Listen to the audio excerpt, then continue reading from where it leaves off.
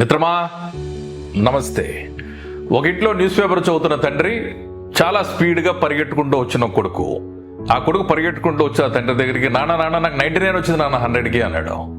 ఆ తండ్రి ఇమీడియట్గా అది విని ఆనందించడం మానేసి, అరే 100 ఎవడికి వచ్చిందిరా అన్నాడు.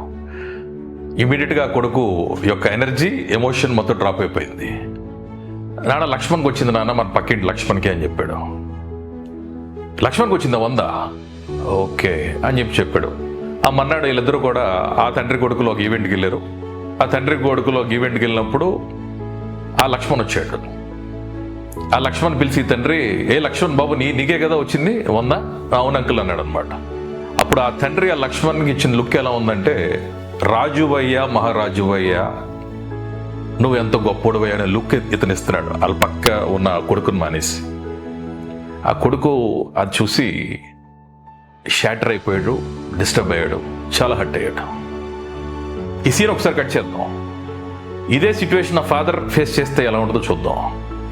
ఈ తండ్రి వాళ్ళ ఫ్రెండ్ పేరు రాజేష్, వీళ్ళిద్దరూ బాగా క్లోజ్ ఫ్రెండ్స్.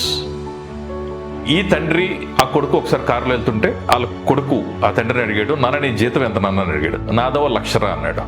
నీతో ఎప్పుడు క్లోజ్గా ఉంటాడు కదా నాన్న నీ ఫ్రెండ్ రాజేష్, ఆ రాజేష్ శాలరీ ఎంత నాన్న అన్నాడు. 2 lakhs అని చెప్పాడు. Same scene repeat. మళ్ళీ వీళ్ళిద్దరూ మన్నాడు ఫంక్షన్కి వెళ్ళారు. అప్పుడు ఆ తండ్రిని అడిగాడు, నాన్న నువ్వు 2 lakhs శాలరీ అని చెప్పావు రాజేష్ అంకుల్, అది ఆ అంకులే కదా. సో ఈ కొడుకు ఆ రాజేష్ గారిని చూసి పక్కన ఉన్న తండ్రిని మానేసి రాజువయ్య మహారాజువయ్య అనే లుక్ ఇచ్చుంటే,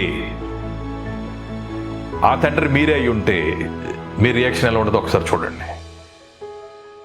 సూపర్ పేరెంట్స్ ఎవరు కూడా కంపేర్ చేయరు. సూపర్ పేరెంట్స్ ఎవరు కూడా పక్కింటి బంగారాన్ని చూసి మురిసిపోరు. వాళ్ళ ఇంట్లో ఉన్న పిల్లల్ని బంగారాల్లో ఫీల్ అవుతారు, బంగారాల్లా తయారు చేస్తారు, బంగారాల్లా ఆస్వాదిస్తారు. అయ్యో సూపర్ పేరెంట్. నమస్తే.